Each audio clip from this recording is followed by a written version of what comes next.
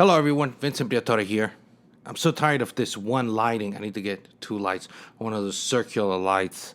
But anyway, maybe I'll get that for Christmas. Today, I wanted to talk a little bit about, goals, New Year's resolutions, and different things. Because a lot has happened this year. A lot has happened all of these previous years. And sometimes we have to think back at how far we've come to stay positive towards the future. A lot of people talk about like New Year's resolutions in a negative way because like people say, hey, you know what, I'm going to go to the gym. And then they make it, like in March, they're not even using their membership anymore. So I guess New Year's resolutions in a way are not a good thing, but I mean, you can see it in a negative way. I see it in a positive way because if you speak your truth to some extent, you're at least putting it out there in the universe, And it's just like the other saying that people say, don't ever tell anyone your goals. And I'm like, why not? Why not? There's so many people that, you can let yourself down a lot easier if you've not told anybody. Sometimes that little push you need is the fact that you told like your friends and family, like this year I'm doing this, I'm starting this business, I'm going to move here, I'm going to do all this stuff. And then when you falter or you fall short of those expectations, of those promises, of those statements, a little bit of that societal pressure, that family pressure is what you need to make that step. So I don't think there's anything wrong in doing that. Yeah, if you're constantly over-promising or overstating things, that can get redundant. But in my opinion, and I've always even almost been cocky about this, like, when I first started YouTube and I had come off, a few successes, I had a blog that was very successful, got 3-4 million page views per month. And I'd gotten back and I was staying with my family. It was right under the holidays after I'd sold my condo in Phoenix, so I had a little money and I decided to invest in cryptocurrency, and I had decided I wanted to do YouTube videos. I was like, I've done all this other different type of content and marketing and stuff, but I wanted to create a brand that was actually myself, right? So my face, my identity would kind of become the brand. And then I saw all these other people doing YouTube.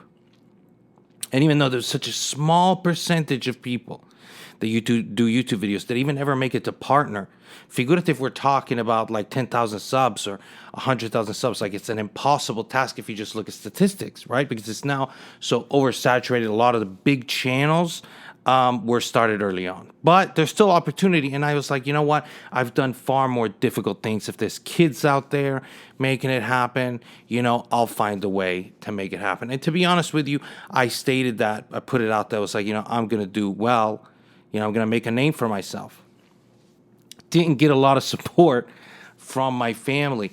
Bless their heart, not that they haven't been supportive, but my family was kind of like, if they encouraged me to stay in my first job ever, They were like, stay in the military, be a career military person. Then I got out of the military, I'm working at a damn grocery store or something. They're like, stay at the grocery store, make yourself a career there. They just want me to be safe. They just want me to have a normal life. And it wasn't until, even with the consulting business I did for a year, was very successful. When I kind of folded, they're like, go back to work in a real job. And I kind of was like, no, I'm on to this other project. And I'm onto this other thing that actually became as well successful because I kept pushing, and I was in a field that I felt comfortable in, but it was still a new challenge, right? And it wasn't until my second or third venture, they're like, okay, they supported the idea of me continuing to push, and even in the times where I faltered, wasn't making a lot of money, they're the ones that convinced me not to get a part-time job or something, like I was way out in Portland, and the blog at first wasn't doing well. Getting traffic is just like tough. It doesn't matter. I was pushing out great content. I was doing all the social media, all the SEO stuff, all of the everything. And then it was just that one idea, marketing wise, that made the entire difference traffic wise. These partnerships, and it just boom, and that made the entire difference. And it was like a month to month. Like I swear, one time on AdSense, I was just making, few $100. The next thing I was making $1,500 to $2,000 a month, and that's when I was talking to my family. It's like, Ma, I think I'm gonna get a part-time job bartending again. Like I don't know, it's just so tough. And I was traveling, so staying mostly in hotels and stuff. And I'm like, I can't afford Can't afford it to live like this on $2,000 a month. She's like, just keep on plugging, keep on plugging. I'm like, the bills, I gotta pay rent next month. How am I gonna do this? And then, I found a different avenue. The next month was $5,000. I was like, wow. Next month after that was 10. Before, like 6 months from that moment, I was making 50, 60K a month. And I moved to Phoenix to invest in real estate, bought a place, had a Porsche. Like in a very short year, my whole life changed. Did I make all the best decisions? No, but investing in property and doing things like that definitely netted. When things slowed down, it didn't go too well, or I had, personal challenges that affected my, just my drive. It's just really hard. That's the thing. Most of the projects that faltered wasn't even that it had the falters, that they came up against big challenges. And I had been working at such an intense level of performance and hours and dedication that you just can't keep, right? Well, at the time, just, you keep going 70 hours a week, 80 hours a week. You're constantly working. You're constantly producing. You start getting success. You start getting a little comfortable, want to enjoy yourself a little bit. And then the big challenges come, and it just doesn't seem a reality that you can lose it all. Right? And so you get comfortable. And so that's kind of the challenges that set me back. And that's one of the reasons I've always had to start new projects and do new things. Because I'd either sell the project off and try to do something else, or, I would falter. And for a while, I would just, not work for a year. Done it plenty of times. Just not work for a year, enjoy the money. Especially when I was making 60K, I bought a place, I had 6 figures in the bank, so I'm like, I'm just going to chill. It's okay. Did little projects here and there, but then crunch time comes eventually, and, then I would start something new and do well. So this was the kind of that new challenge. And even though it was something completely new, as well as investing in crypto, my family and everybody was like, nah, what are you going to do? You're going to dump everything in Ethereum? And maybe that was good advice. Normal circumstances, you wouldn't want somebody to do that. But it really paid off for me, as well as the YouTube paired off because, went off because I paired it with cryptocurrency, with my interest, with my passion. And that's something so important to do if you're thinking about doing YouTube or any type of content, being genuine and having the passion in that and not being afraid to be yourself. Nobody's perfect, and you can be vulnerable. For me, sometimes I found that like I'm in a state of mind that's in a negative place. So I'll just try to put on an act, like, whatever, and just do it. And it just doesn't feel right, and it doesn't do as well. So I try to, just talk about things if I'm not feeling, in the zone per se. And I guess right now is one of those times where I'm not quite in the zone, and I try to find inspiration. And one of the ways I find inspiration and get out of funks is by talking about and helping other people that may relate to that kind of situation. Kind of like, people who major in psychology are crazy, right? Mostly, people with psychology majors are crazy. I know this firsthand, okay? It's people that struggle. Come on, Gway. You get what I'm saying? If you have firsthand experience with this, I'm not lying. But, so that's kind of the thing. What was I talking about? YouTube, how I got started. So, there's a lot of little lessons there that you can pull. One of the lessons is that it just takes one thing to completely change the trajectory of your project. So you can't always be negative, and don't give up, because that one thing, you never know what it's going to pop up. I had this happen time and time again in my projects. It's just having the creative mind to absorb that one thing that can change the difference between success and failure. It's easy to say that, but it's really harder to realize and internalize it and realize it's true and to make yourself available to it. So no matter how much you're down and how much things suck, a year, you could be in a completely different place. That's what the philosophy of business and everything is all about. Even if it's something that defies odds. When I was a kid, I used to always say, I'm going to be rich. I'm going to do this and I'm going to do that. I'm going to be famous and yada. And even though maybe with the fame, there's still a lot of things I'm far off. I've still achieved far more than anybody would have given me ever credit or thought that I could do. So you actually can, defeat odds. And I think it takes perseverance, right? And why give up on the idea that you can defeat odds. I mean, cazzo, that's one of the few things. If that gets you out of bed, it should get you out of bed, and it does happen. It's like from now on, actually, I just thought of that really. So from now on, I'm not going to shame anybody for playing the lottery. You want to buy scratch offs, ma chi cazzo sono io to tell you not to do it, right? I mean, if that gives you hope, and maybe you will defeat the odds. The only problem with the lottery is that you can't be very proactive. Right? There's no proactive in the odds, ma guarda. They're not really good. At least with business and relationships and your marriage, your life, real estate, all your finances, all that kind of stuff, you can be more proactive. It's not buying a scratch off, just hoping everything is going to come together. I think that's what separates, a lot of people. A lot of people complain about the life they have, but aren't proactive in any way about changing it. And it's very hard to distinguish those people. And it's hard to see if you're one of the people that's actually doing enough to be considered proactive in those situations. So, I don't know. I just, I kind of have this, it's like an echo chamber. It's like a Redditor, right? You're in this, state of, come si dice, insomma, I'm at a loss of words for a lot of this stuff. But what I'm saying is you're kind of sheltered from the world. You're in an echo chamber.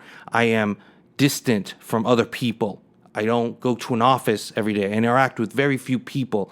I'm not in touch with other people's lives and struggles. I live a very different life. And don't associate with a lot of people. And so my woes and my complaints may be completely unrelatable to other people because I have so much other things that are going for me, right? I eat out, I do what I want, and yet there's a lot of internal struggles, and I get seasonal depression because the weather sucks, and I'm used to Florida and California. You got to count your blessings. I remember when I started YouTube, I have more subscribers now than crypto. Omar Bam. When I started, he was like the guy, one of the few guys doing crypto YouTube videos. And I was like, man. And he did a video, said, hey, maybe you should do YouTube if you like it. And I'm like, because actually I was doing a different crypto-based project, and I wanted him to promote it. So I sent him an email. He never replied. So instead of being like, let me try to find something else, I'm like, no. I'm going to do a YouTube channel. I'm going to get big as him so that if I have a project or something, I don't have to rely on something like that. And then it became this other thing too. So I'm bigger now than he was then. And to me, like his position within crypto and the fact that people were going to him for sponsorships, people were going to him to make deals was incredible. And now people come to me for deals. People come to me for sponsorships. And, you got to count your blessings. What I'm saying is like things could always be worse. And I don't know. I struggle though to remind myself of that and to keep the inspiration going. I tried, especially the holidays. Maybe it's the holidays. Maybe I'm just not. Maybe I'm a Grinch. I should dye my hair green or something.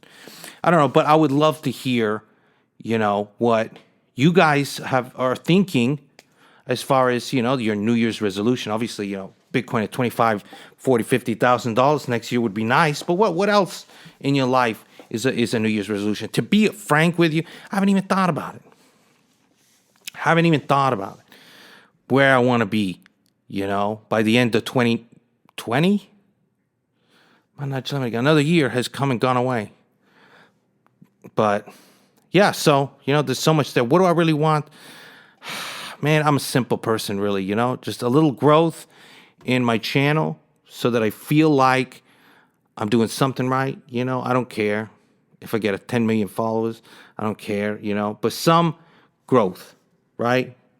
Something going forward as well. The same as crypto. I'm not giving up on crypto. Crypto could go down. I'm still going to be involved. Wouldn't that be nice to see some progress?